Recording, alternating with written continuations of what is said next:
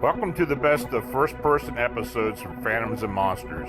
Please like, subscribe, and hit the bell icon so you'll be notified of all future uploads.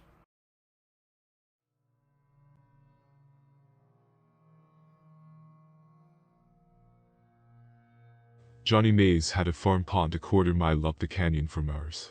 We enjoyed fishing there and catching frogs and camping. Often we would see bears east off at a distance with their young cubs. Now I believe they were actually Bigfoot families. We would be scared and climb the trees, figuring the tree branches couldn't support their weight, and home was too far to run to without getting caught. My brother was 2.5 months younger than me, born December 8, 1960.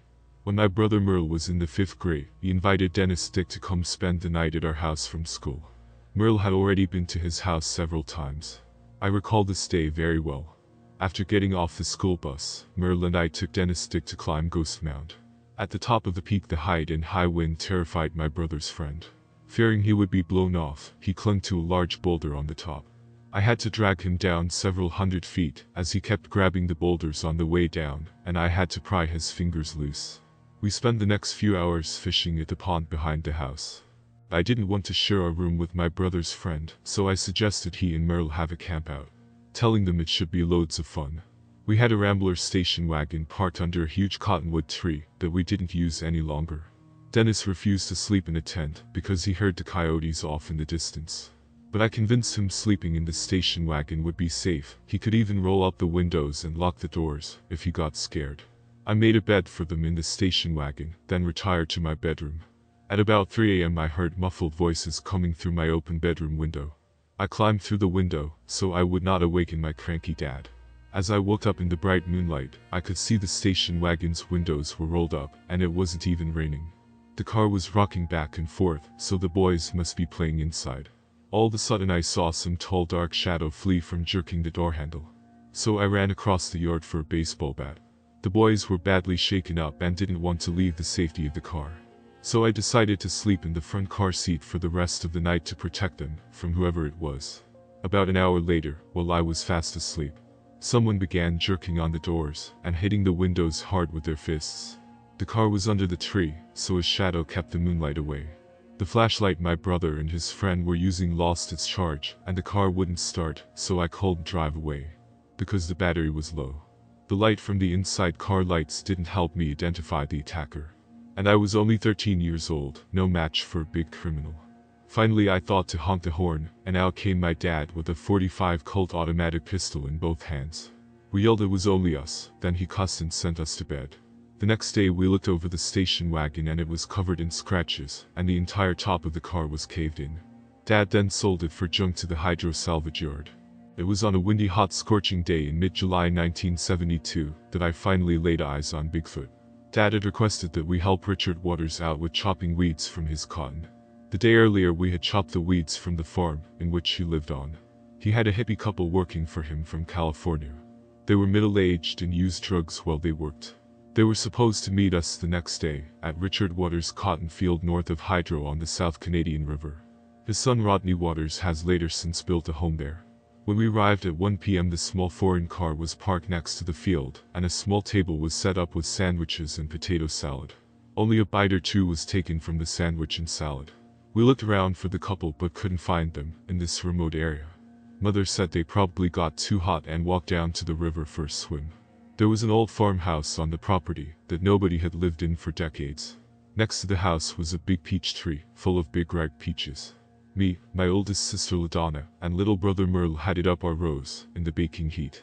My mother Wanda and sister Malva went over to the tree to get a peach. We just had lunch, so the rest of us were not hungry. After me, Merle and LaDonna were about 4 city blocks down our rows. We began wondering what was taking Mother and Malva so long to start up their rows. Suddenly Mother came rushing from behind the old house and was waving her arms frantically. We all figured they got into a nest of yellow jacket wasps and was trying to fend them off. A few minutes later Malva went running for the car. We thought she got stung several times and was wanting to go home. All of a sudden one of the bears, like what I have seen while growing up, was walking along the barbed wire fence north in our direction. Mother went dashing to the car and was trying to get Malva to unlock the doors so she could drive the car to us. The bear moved forward until it was across from us. The car was too far away to make a run for it. I was 14, but my little brother was just 11 at the time and couldn't run very fast. I tried to talk my brother and sister into making a run for it, while I kept it busy chasing me by running close to it. LaDonna decided our best chance was to stick together. So I came up with the idea to charge the bear and yell while swinging our heavy steel hose. As it crossed the fence and got closer, it became quite obvious that it wasn't a bear. It looked like a big hairy human with huge jaws and bright golden eyes like a lemur. If you look up Homo erectus, it will give you a good idea what the Bigfoot looked like. It looked very angry and I figured we were all dead. However, we charged the beast and it stopped dead in its tracks. We began shouting and charging once again, and the Bigfoot turned and walked over to the fence and crossed it. It stood and looked at us for about 3 or 4 minutes, doing what appeared to be sign language with its hands. Then it turned and ran, like nothing I had ever seen. Its running stride must have covered 30 feet. And it ran as fast as a cheetah. It kept its body perfectly 90 degrees as it ran. Its head could turn and watch us, as it ran away without stopping. Several minutes later, some army helicopters flew over, probably from Fort Sill, Oklahoma. They were flying low and in the same direction that Bigfoot went. I thought maybe this beast was something that belonged to the army. Some type of remote-controlled robot. So my fear went away. I just called Get a Grip on what we just saw, because it made no sense to me. The couple never came after their belongings from Richard Waters' house, and he eventually had the car towed away. I guess the Bigfoot must have killed them before we arrived. I don't believe Richard ever reported the couple as missing. Dad was farming partners with 40 or more farmers. He provided the tractor machinery and seed, and they provided the land labor and irrigation if needed. We were not allowed to report the Bigfoot sighting because Dad didn't want the extra attention. In fact, he never allowed us to call the law. He always preferred taking care of problems himself. When I was 16, we moved from Hydro to Weatherford, which was okay by me. Just about every man and boy in Hydro is bisexual, so I never wanted them as friends. The coaches liked to kick me and walk on my hands while I was doing push-ups. Some of the other teachers beat me with the paddle for no reason. It made them feel really big beating up on Bud Shemlin's son. They didn't have the courage to stand up to him, so they took out their frustration on me. I never told Dad about it because I knew they would end up hospitalized or in an accident. Many of the local farmers had lost farms to Dad in poker games. From the first day we moved to South Airport Road, the trouble began. In 1974 we moved in a house from Colony to a location 1.5 miles south on Airport Road and 1/4 east. Our address was in Weatherford, Oklahoma. The first day the house was moved and somebody knocked out the windows. A week later somebody stole all the power tools. So we built a shop which had a strong lock. After a few months of remodeling we moved in. However, the bad stuff kept happening, such as Mom's veggie garden would get raided and the fruit trees would get pulled out of the ground. Eventually we got everything established in the garden and in the orchard. We built a barn and chicken coops to house my 50 breeds of chickens and jungle fowl. It was a constant battle stopping the thieves and vandals from stealing our things and destroying our automobiles. Even though I stayed up all night long sometimes, I never caught the vandals and thieves. We kept a big chest freezer in the shop full of steak to eat. One night somebody ripped off the entire lid and stole all the meat. We then had Dad's best friend Floyd Goss install lighting all around the property. I love watching wildlife, so I always spread peanut butter and honey on our back fence posts, so I could watch the deer, raccoons and opossums. This may have been what first attracted our unwanted guests. Vandals would drive steel fence posts through our car tires, drive wooden spears through our car and truck radiators, hurl bricks from the canyon near to us, send waves of homemade arrows at us, and many more wacky things. We had no idea who the crazy people were. Why didn't they just puncture our tires with a cordless drill or shoot store-bought arrows at us? A few years later, when I was 22 years old, the puzzle began coming together. Ripe strawberries, currants, and blackberries began disappearing before Mother had the opportunity to pick them. The sheets that she put on the clothesline would be ripped to pieces while she was indoors cooking meals. One Friday morning when Dad was on his way out of town for the weekend as always, he found a pickup that was totally destroyed and the seat had been torn out and was missing.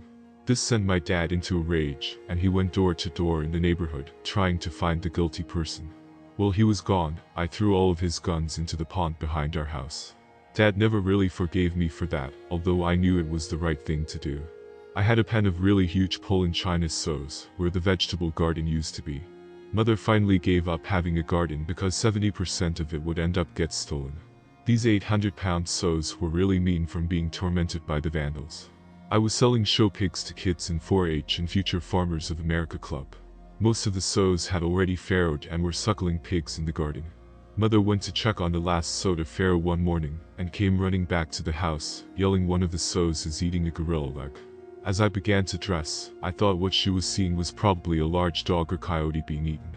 I did know pigs love the taste of meat. Once there was a car wreck by Carnegie, where the car landed in a pig pen. By the time help came, the people were already eaten. If a chicken ever got caught in the pig pen, it was quickly devoured. As I rushed upon the scene, I found a sow with a large leg in its mouth. The leg was covered in short brown fur. The calf of the leg was just as large as the thigh. The sows kept trying to bite me because of the baby pigs, so I had to keep kicking them away with my cowboy boots. The sow wouldn't release the leg, so I could take it to my college for inspection. I was a senior at Southwest Oklahoma State University. I went into the house and got the pistol Mother kept in her purse to shoot the sow, so I could retrieve the leg. When I returned, 2 sows had began eating on the thigh portion of the leg. It looked like I was going to have to shoot 3 sows to get at the mysterious leg. Mother came up behind me with a stick of firewood, and it was lights out. By the time I came to, the leg had long since been devoured. So now I began to figure it was the Bigfoots that had been tormenting us. Like the one we saw in the cotton field 8 years earlier. We must live near their village, I thought, or a place special to them. Why else would they spend 6 years trying to run us off? I told Mother it was just a cow's leg the dogs had drug up. The truth would have made her too scared to sleep at night or leave the safety of the house. Mother apologized for hitting me over the head with a stick of firewood. She said the neighbors would have called the law if I began killing all 3 sows. I bought 3 male Old English Mastiffs to protect us from Bigfoots and thieves. Each of them weighed over 200 pounds and were lean and strong. Lots of chickens were getting stolen, and I wasn't certain Bigfoot was the blame for all of it. Because our game fowl was very expensive, so cockers who couldn't afford them might be inclined to steal them. Many of my rare breed chickens were European and Asian imports, and I had a small fortune invested in them. The dogs did a great job protecting the acre of land we were living on. Rottweilers and German Shepherds we had died from a broken neck or broken ribs. So finally we were having no problems here. Some of my friends brought over their trail hounds, and we scoured the local sections for signs of Bigfoot. They lost several dogs to wooden spears and primitive arrows, so they called off the hunts. They figured some psycho must be living on the local creeks. I don't think I ever convinced them they were Bigfoots. My friends tend to believe only what they see with their own 2 eyes. It wasn't long before cattle and horses near to us began getting mutilated. Their legs being bound with heavy gauge barbed wire and meat cut from their body, with them still alive and writhing in agony. Knives were always getting stolen from our tackle boxes. In fact, all the fishermen in my area were losing hunting knives and fishing equipment from their fishing camps. Seems a late Bigfoot likes to steal what he can use. It was Christmas 1984, and many relatives were joining us for Christmas. We were busy opening the presents when my brother looked out the kitchen window and whispered, "Dennis, somebody is carrying away your chickens over the back fence."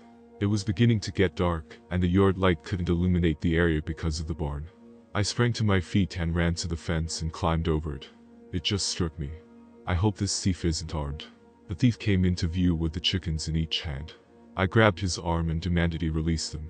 All of a sudden this huge fist struck me in the jaw and drove me back 6 feet into the small cedar trees. This made me terribly mad because I wasn't being hostile towards him. In a few seconds I responded with 4 quick jabs to his stomach and heard him lose his wind. I was a scrappy 6'6" 300-pound kickboxer who hammered his thick skull and hairy body. All of a sudden he began biting and scratching me with these huge fingernails. Next he flung me into the cedar trees, where my brother had built a treehouse. I yelled for my brother and cousin to get back across the barbed wire fence, because we were no match for this giant of a man. It clumped its huge hands around my throat. I knew this guy was planning to finish me off. So I screamed at the top of my lungs to release the dogs. We had them in pens because of the relatives being here. My mother's cousin Dorothy Nelson from Tonkawa, Oklahoma was running our way. She had pulled her revolver from her purse, planning to rescue me. In the darkness she could accidentally shoot me by mistake. When she heard me scream for the release of the dogs, she stopped and opened their doors. The dogs were already foaming at the mouth, ready to bite my attacker. They hit Bigfoot like a freight train, pushing him into the ground. I was terrified they would bite me by accident. The Bigfoot screamed in pain as the punishing jaws tore at his flesh. From the scream, I knew it was not human. Soon Bigfoot was up and running with the mastiffs on his heels. When they took me to the emergency room, I was covered in bites and scratches. I have no idea what the emergency department thought about all my unusual wounds. Dad said I looked like a bear had attacked me. It fractured my skull and bruised me from head to toe. My family moved from here in 1992. I moved a girlfriend in, and we stuck it out until 1994. Eventually all my dogs died at the hand of a Bigfoot, wooden arrows, wooden spears, cement blocks, and beaten with a fence post. Even electric fences didn't stop them. Meth makers began taking over the area, so my family moved away. It seemed every place I moved the Bigfoots would soon follow. Neighbors complained that someone was trying to scare them in a gorilla or bear suit. We would have the same pounding on our walls at night. I contacted the Bigfoot research people, and sure enough Bigfoots were being spotted in my vicinity. I have no clue why these creatures are attracted to me. Finally I moved so far away that they might never find me. Dennis Darrell.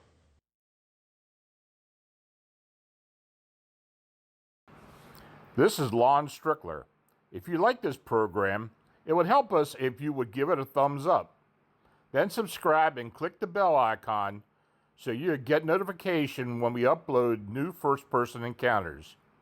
We have many more to come very soon. And by the way, if you have a suggestion or an experience of your own, please leave a comment.